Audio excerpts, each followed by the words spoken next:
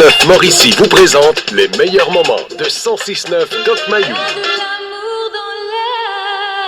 Hey, tu m'as passé dans la moulinette, toi, aujourd'hui. C'est vrai? Tu trouves pas? Oh, mais je t'adore. C'est le fun. On est bien ensemble. Es-tu en train de faire une déclaration d'amour? C'est sûr. Ouais. On a du plaisir ensemble. C'est le fun. Mais j'aime ça quand Catherine est là aussi. Oui. Je vous écoute, puis c'est bien le fun. Je vous adore, moi aussi, tous les deux. Ça brasse ici. Soyez attentifs d'ici la fin de l'émission. Je pense que Seb est en train de préparer un micro fermé. Bonne chance qu'il y a une table entre nos deux. Je pense qu'on se frapperait là. L'émission se continue pendant les pauses. Et là, il y a même des collègues de travail qui m'envoient des messages. Reste calme, Robert. C'est pas moi qui est énervé. C'est lui. Non. Hey, mon espèce, non, toi. Je veux plus y parler. Ouais, mais jamais. C'est moi qui l'ai booké. Ben oui, mais je le sais que tu l'as booké, Robert. Mais quand on a un mauvais exemple, on a booké quelqu'un qui induit en erreur, qui essaie de nous faire croire, qui verse dans le misérabilisme, qui nous parle uniquement du 44% qui n'ont pas de maudite scène. Baptiste, on fait pas l'émission pour ce monde-là. Non. Ils en ont pas d'argent. On pourra pas les détrousser. Mais pour qui il nous prend pour une gagne de cœur? Catherine, je me suis pogné avec Robert. Il y a quelques jours, il s'est fait la peau de la vertu, de la morale. Je te l'ai ramassé. En tout cas, ça a donné des moments de radio rock'n'roll. Catherine, ça avait pas de bon sens. Robert comprenait pas que la vertu, prôner la morale et la vertu, c'est dangereux. C'est aussi dangereux que de prôner le vice. On dirait que vous êtes plus dur avec Robert qu'avec moi. Faites attention quand je suis pas là. Non, mais Catherine, c'est que Robert est un homme imposant. Oui. Et il arrive parfois avec des sabots de bois. Oui. Alors, j'ai fabriqué des chaussures de cuir. Ça n'a pas été trop long, ma Catherine. Compte sur moi. Docteur Mayou.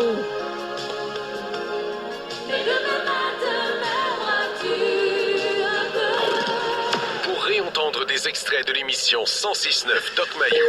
FM1069.ca. Docteur Mayou. Oui, Catherine. Là, qu'est-ce qui se passe? Honnêtement, j'ai peur de revenir dans l'émission lundi. Qu'est-ce qui se passe, Docteur Mayou? Allez-vous bien? Là, je vais vous Là, c'est à mon tour de faire une thérapie. Est-ce que vous allez bien cette semaine? Ben oui. On a eu beaucoup de plaisir. Ben oui. Oui, ça a bien de l'allure. Le plan B fonctionne, Catherine. Ne t'inquiète pas. Non, je suis pas inquiète de ça. En fait, j'ai peur pour Robert. Je trouve que vous êtes dur avec. Non. Je le rassure aux pauses. Oh, hey, docteur, mais attendez. Là, on va démêler quelque chose. Vous avez eu la réputation pendant des années d'être dur envers les femmes, mais savez-vous quoi? Ce que j'ai découvert, vous êtes plus dur envers mes collègues masculins. Vous êtes donc bien dur avec nos hommes. Non, pas nécessairement. Non? C'est que Robert est un type d'âge mûr. Oui. Il est corpulent. C'est un type qui est habitué de s'imposer. Oui. Alors, il m'arrive du haut de ma petitesse de l'ébranler. Ben, je vois bien ça. Mais pourquoi? On dirait que ça vous...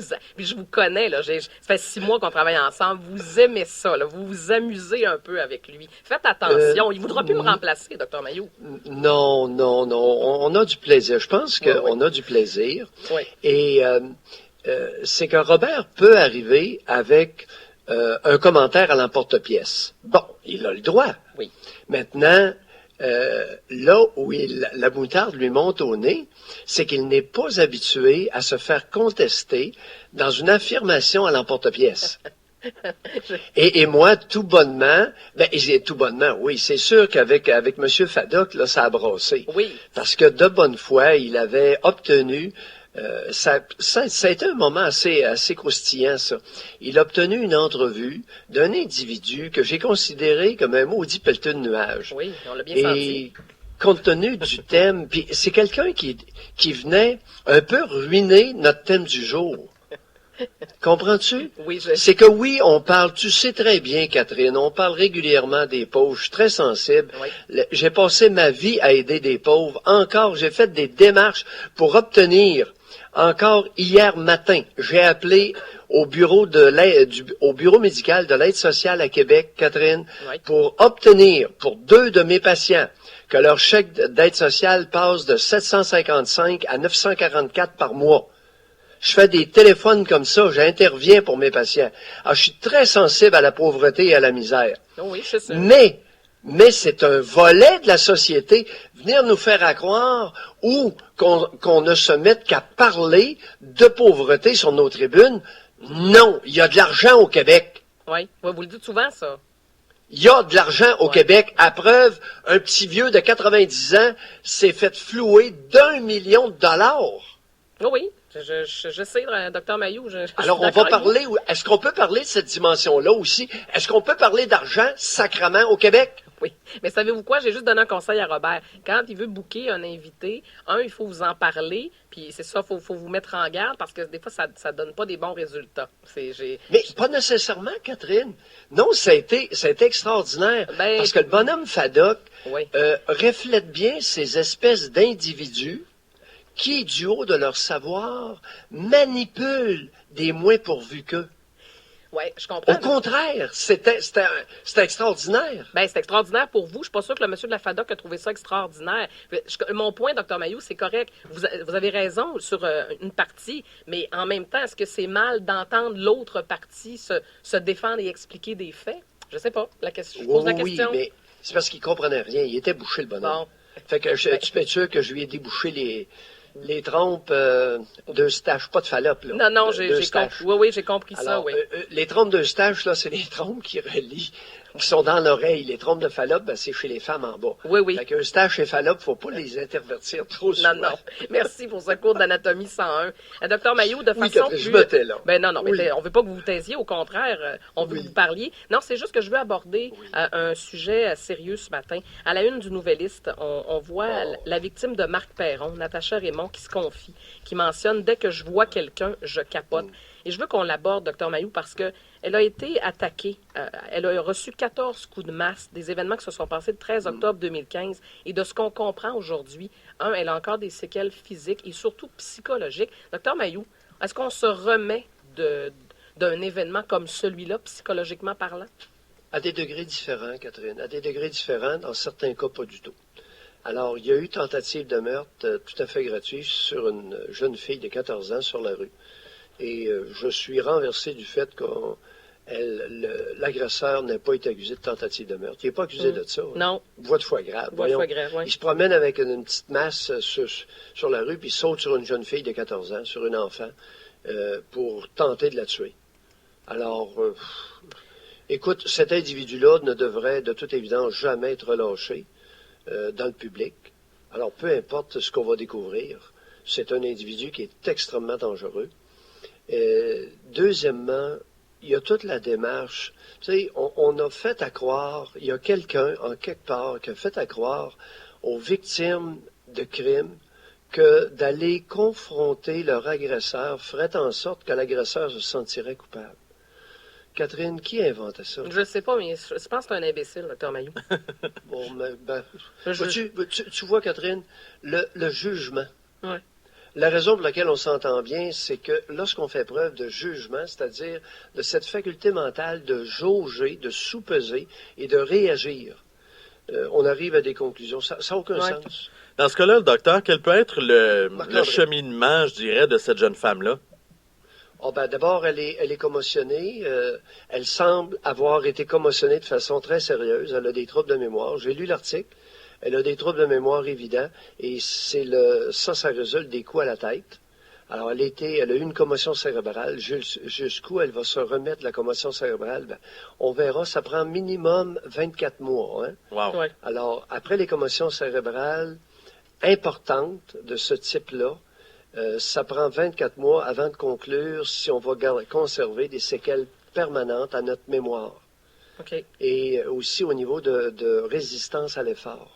Dr Mailloux, ce qu'elle mentionne dans l'article, elle se confie, elle va avoir 15 ans bientôt, donc Natacha Raymond qui dit « J'ai développé un syndrome de stress post-traumatique. Le simple fait de marcher à l'extérieur de la maison ravive de douloureux souvenirs. Dès que je vois quelqu'un, je capote. Même quand il est à 10 pieds de moi, confie-t-elle, même des proches dans ma famille, j'ai toujours un doute. » Hey, Dr Mailloux, c'est grave. Là. Puis pendant ce temps-là, on a un individu qui, en effet, ne fait pas face à des accusations de tentative de meurtre.